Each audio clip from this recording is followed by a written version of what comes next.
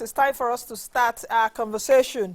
Joining me right now is Celestine Okeke, the founder at SEEDi. We will be cracking those numbers. 41 million MSMEs in the country.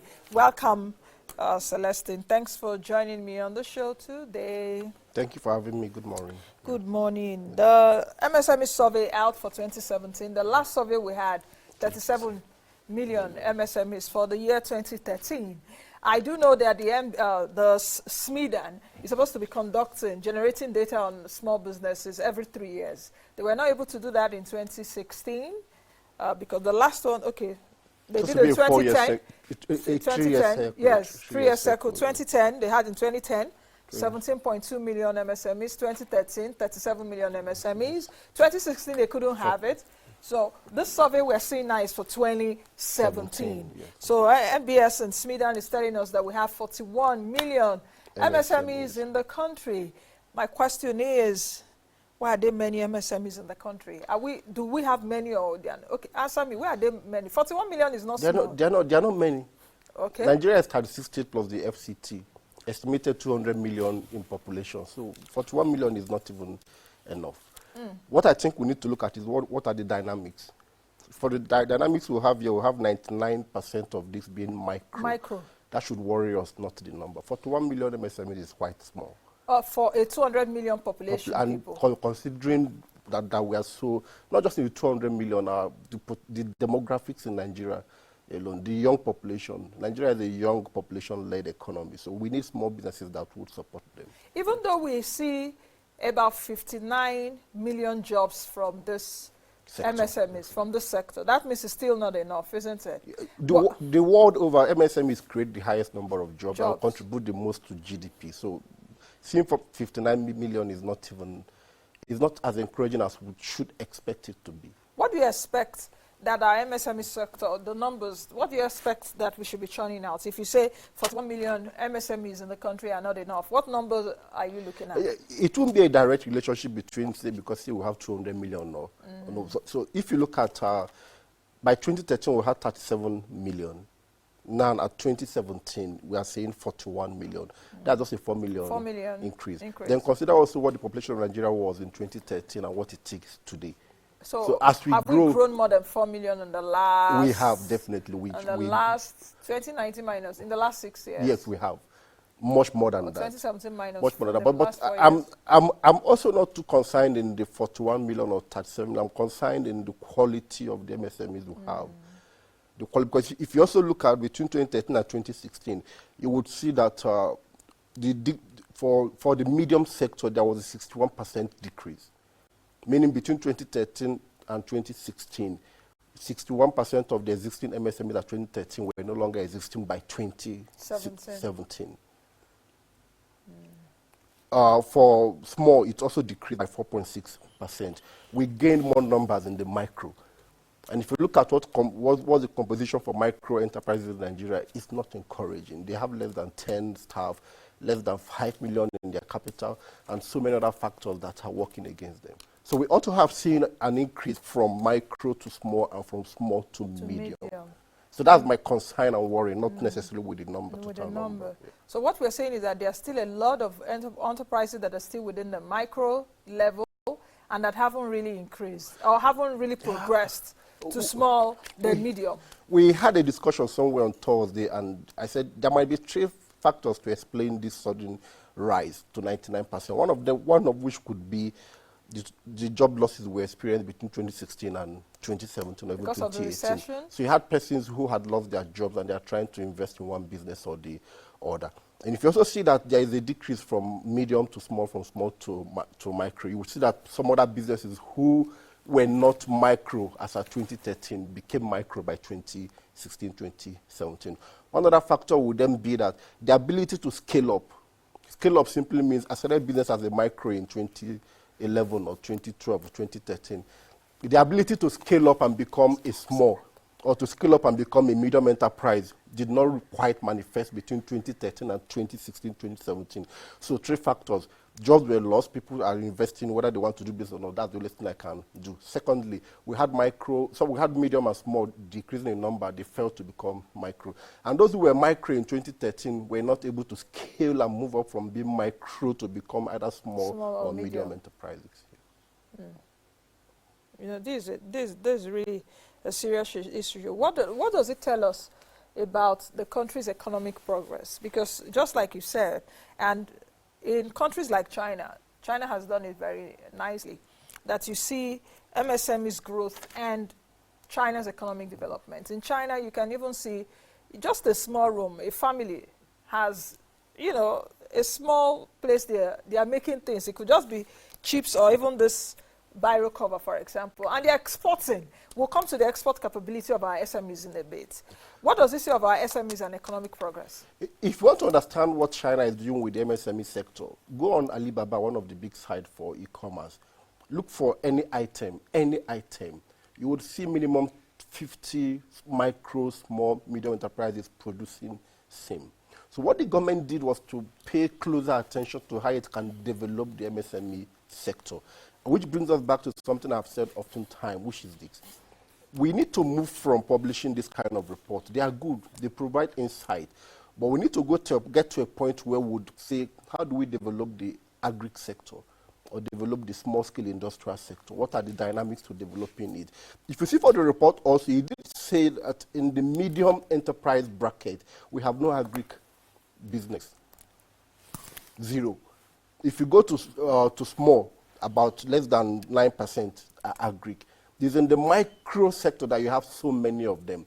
And a report also stated that for the agri sector in Nigeria, over 80% of our farmers are smallholder farmers.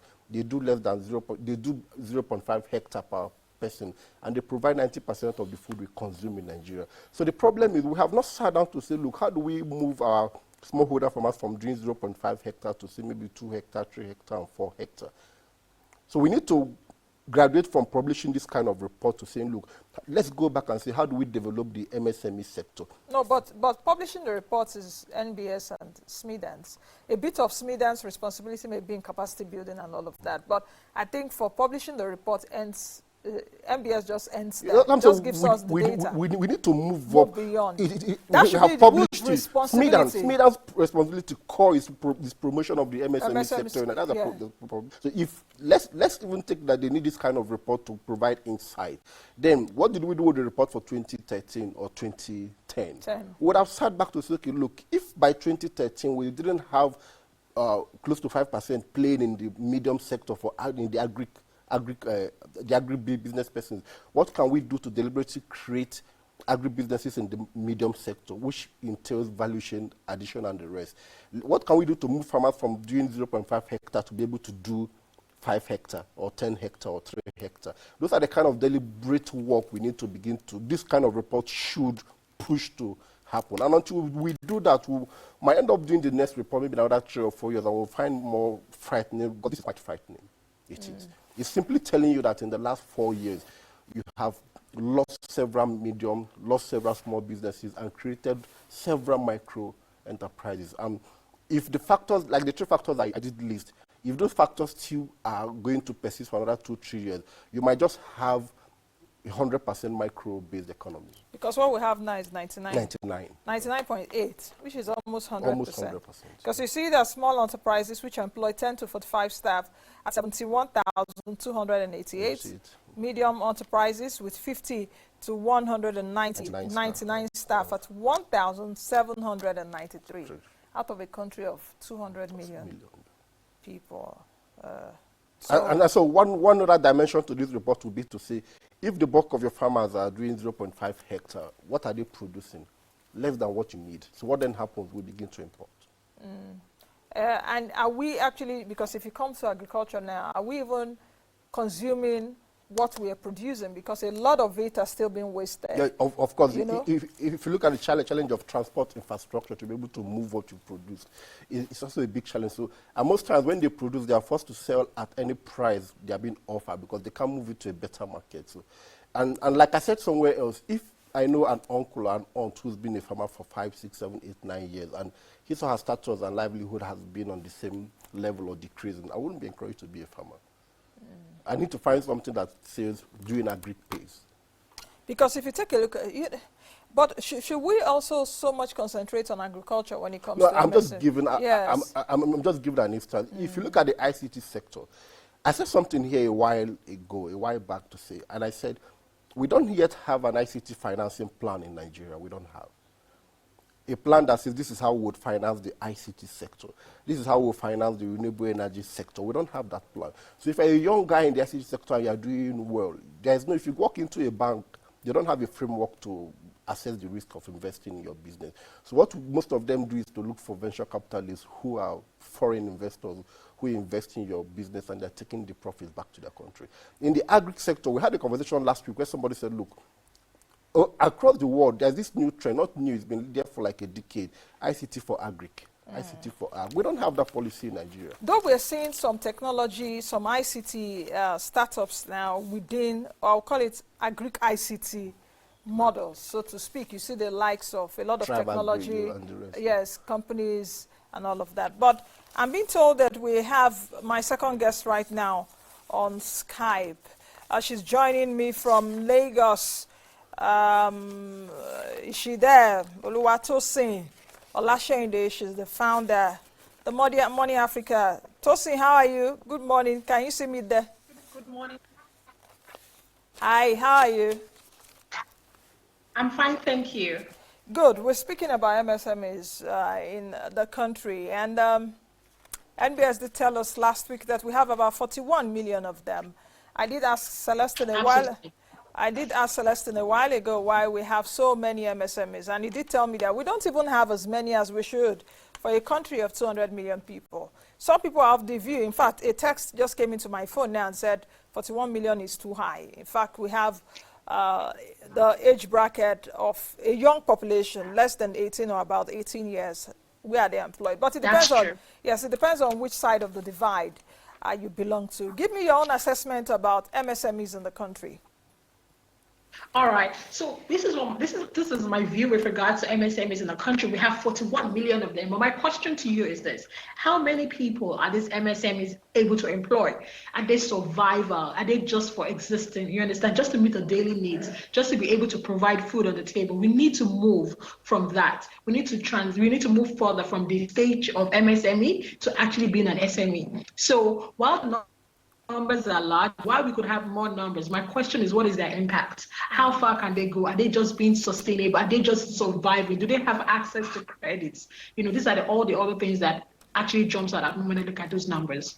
Now, in fact, which is very key, and that is also what is worrisome, and it bothers me a lot, because if you take a look at the data, 99% of the 41.5 million of those MSMEs that we have are micro enterprises, just like you said, and they employ less than 10 people. Absolutely. So that means that they're just there for just survival. We don't have a job. What do I do? You see, perhaps a PhD holder, a BSc in petroleum engineering, for example, having a barbing salon just to keep alive. So these are the kind of enterprises that we are building. What does it also say about the capacity? Talking about the various intervention funds that we've gotten so far to build this sector. In 2017, the Vice President launched the MSME Clinic Initiative. There are MSMEs intervention from the BOI, Bank of Industry, Central Bank on one side, 220 million MSME fund, Bankers Committee too on one side, Development Bank of Nigeria out there to support MSMEs through microfinance.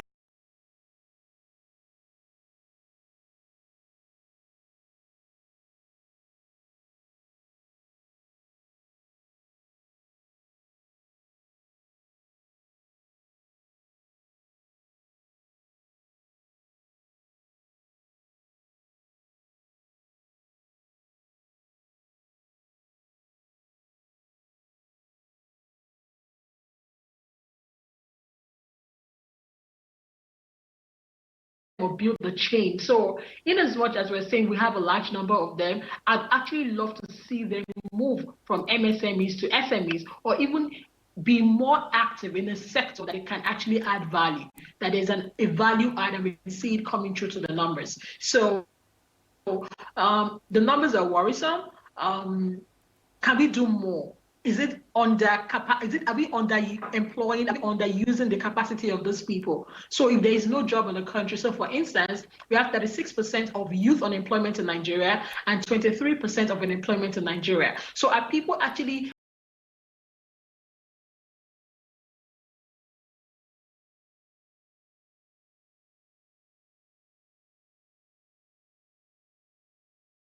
resorting to this means because they do not have a job? Are they doing it for survival? Are they doing it to put food on the table? And how can we move them from that point to the next point? How do we get more efficient with our human capacity, the resources, and the entire value chain? Now, Tosi, let me still stick with you because you seem not to have answered my question. The various interventions, I can see you said, wow. Oh, intervention. No, yes. no, that's fine. That's yes, fine. the monies. Yes, the monies that are just going up and down. I also do a radio show on RayPower. And, you know, RayPower 100.5, the network, the sister station to AIT. And my radio show is just to build the capacity of MSMEs largely. I find out that when a lot of people call me, they ask me, oh, this loan, how do we get across, how do we get a loan and all of that? You see that we are putting somehow a lot of money, but some will argue it's not also a lot. What passage, how do these MSMEs get these funds that I've listed from all DBN, CBN, Bankers Committee, BOI, and a lot of them? Okay, so in order for that to happen, then we actually need other players in the sector that will be assisting them, because like you said, these are MSMEs, right? They might not have the capacity to write the article or to write the stories to fit for them to be given this loan. And also with what has happened recently with the CBN instructing the banks to force them to lend to the real economy at a reduced cost. Sorry, not at a reduced cost, but like forcing them to actually lend money to the real economy. Hopefully it will spur those kind of differences. So how can we actually make a difference here? There are a couple of companies that help with writing grants, then that would probably make them be able to build a case for accessing the funds from CBN. Also track record. How many of them know what their revenue is? How many of them know what their profit is? Are they keeping their records, or are they spending the money from their bank accounts? If you look at all the business bank accounts in Nigeria, according to NIBS, there are less than 30 million accounts. But guess what? We have 41 million MSMEs. So many people are running these companies either via cash or they're running it through their personal accounts. So how do we motivate them? How do we cut off the bureaucracy of actually opening a bank account? Because these are the many things that the CBN and the rest will look out for before they actually give out this money. I remember the last time I was trying to open a bank account, you should have seen the forms. Then I needed two people to give me I needed two people to fill out the reference forms, and it was really just cumbersome. So how many MSMEs actually have all the documents they're looking for, have all the energy to go through the entire process to get into the system? So how do we solve this? Number one, get them into the banking system so that we're making it inclusive. Number two, get people to actually help with the data keeping, the data record, or teach them financial literacy so they're able to process that. So when they're making an application to access this intervention funds, they would not say, oh, you don't have records, or oh, you don't have a bank account, or oh, how do we know that we are actually going to be able to utilize it for that purpose? So from my own perspective, I think these are the kind of things that they can do in order to access those funds. Okay, let me bring in Celestine here in Abuja. Celestine, you've been hearing what Tosi has been saying. Do you have any other thing to add in terms of this MSMEs intervention that we've seen? And it didn't just even start now, this administration. Like I said, MSME Clinic Initiative that was launched by the VP in 2017. We also had the UWIN of those days, 2012, President Jonathan's time. They also said they were going to do UWIN Plus. Connect. UWIN Connect and all of that. So you see that government, to an extent, appreciates that there's need for MSMEs, but is it that they are not really getting it right, or what? I think the challenge is we need to have a structured approach. A structure? Approach. Okay, structured approach. Not just ad hoc interventions. An approach that would feed into a plan. So we have a 5-year plan to develop the MSME sector, and that plan says by 2019 we should be doing this. By 2020 we should be doing this. By 2021 we should be doing this. When we have that approach, it will then define and dictate what we should be doing per time. Now let me even speak a bit to the issue of interventions. SMEDA's role is to do two different things: non-financial and financial support. And non-financial is very important. It helps to prepare you to be able to get the financial support. So if we have not done non-financial services for MSMEs and we keep focusing on financial interventions, they wouldn't have the capacity to be able to get this funding. That is a big problem. So if you get 10 MSMEs and you ask them a question around how do you keep your record, most of them don't even know they need to keep record. So we need to get to that bottom to understand that most of the people who we are creating as micro-entrepreneurs are people who are starting business because they've lost a job or because they don't have any other thing to do. Not because they have gone through a deliberate training program that has equipped them to become entrepreneurs. When we understand that, we will then know that launching interventions will not help these MSMEs. What will help them is to put them into blocks in the line of the sectors they operate in, and see what are the dynamics for operating in this sector. How do we transfer this knowledge to these MSMEs? Then you guide them through a 2-3 year period where they would have matured to the point where they can manage their business as much as they need to manage it, and then begin to seek intervention, whether financing or whatever. That brings me now to the aspect of what is the role of states. And I hope Tosin is still with us there in Lagos. You are in the commercial nerve center of the country. And, you know, Lagos State has the highest number of enterprises of all classes, of all the SMEs that we're talking about. So what is the role of states in the development of MSMEs? Tosin, I'll come to you in a bit. States have a very big role to play. And in Lagos State, in the last 3 years, they have this Lagos Employment Trust Fund that has done something quite appreciable. I wouldn't tell the extent to which they've done, but I know they've targeted micro enterprises majorly in Lagos State. And what they're working with them to do is to move them from being micro to being small enterprises. So they're giving them a combination of financing and support services. Support services to help them structure their business, financing to enable them scale up their business. But Lagos is just one out of several other states. Lagos State gained more business MSMEs than any other state in Nigeria, because people are beginning to leave other states into Lagos State. So we need to get to a point where state governments begin to look at, one, what is the youth unemployment rate in my state, figure like in my state? Two, what are the structures I need to put in place? As a video I shared with Christy around taxation in 2 states in Nigeria, Zamfara and Anambra State, you will see neck-breaking taxes. You can't, on the one hand, want to support micro enterprises, and on the other hand, we are introducing taxes that are neck-breaking. In Benue State in 2015, after a training program for the state government, we then looked at, as the state government, you have honey producers in Benue State here who are struggling with getting NAFDAC certification and drugs. Why not create a deliberate plan to say any business in Benue State that wants to get NAFDAC, SON, trademark, patent, come through this office, we'll do all of that for you. Or even have a plan to say, look, if you want to start a business in Benue State, come to this place, we'll guide you through all you need to know to start a business. Is that not what the MSMEs clinic of the vice president is doing? A one-stop shop for all those things? It did set out to take the pulse of MSMEs as regards the challenges they are being faced with. But they do that and across they're passionate to, no, there's a different thing. Now, you come ask me what my challenge is, you send it to SMEDA, and you're expecting that SMEDA will get back. Like I said here some while back, it needs to be round the clock. Beyond taking this challenge from the businesses and give to SMEDA, you need to be able to see that SMEDA has resolved that challenge. In the last 4 weeks, a couple of small businesses have been protesting online to the effect that NAFDAC has increased the fees they have to pay for certification. Yes. So you see all of those challenges. And NAFDAC had been on the team that went on that MSME clinic. They were on that team, but they turned around in less than 12 months to increase their fees. I think it's something we need to look at. Tosin, come in here. Lagos State having the highest number of enterprises across all sectors. What is Lagos doing that other states are not doing? Or perhaps because Lagos State has this cosmopolitan nature that you can survive any which ways away in Lagos. Do you understand? So we need to also look at it that way. Fair. And also there's a demand as well. Also purchasing power.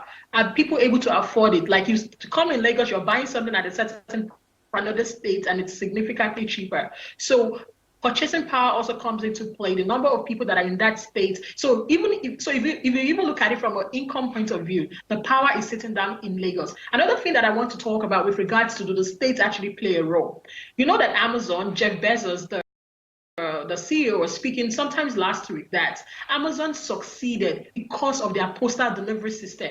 So that way, Amazon could focus on its business and leverage on the postal delivery system to get all their products out there. So we actually need the infrastructure to work for these entrepreneurs to be able to succeed and move to the next level. So now I'm ordering for food from my office, and there's a bike person bringing it, and somebody has, last man has stopped him, or this one or that one. You understand all these bottlenecks. How can the government step in to make it easier so the business people can actually just focus on their business, leveraging on the infrastructure or the systems that have been able to then enable them to run efficiently? So I totally agree with you that yes, structures play a very, very, very critical role, and the states actually have a role to play there. In fact, we should be knocking the heads of the state governors. And I think even as we are all indigenous of one state or the other, that we should also take away the attention from the center, take away the attention from President Buhari a bit, though President Buhari is the leader. Because whatever step he takes, every other person will take. Take a look at it now. His ministers are not available. Over 34 states do not have commissioners. So if the head, how do they say, the chicken gets rotten from the head? I'm not saying that for President Buhari, but you understand what I mean. And I'm talking about an idiomatic expression that he is the leader. We should also begin to see strategies at growing MSMEs, critical infrastructure, just like you have put out there. What would we say now about the export capability of MSMEs, which I spoke earlier? We did talk about agriculture. I know that 12 billion naira is wasted every year on, crops or, yes, produce that we don't eat, that just get rotten. 12 billion naira of Nigeria's money wasted like that, and no one is bothered.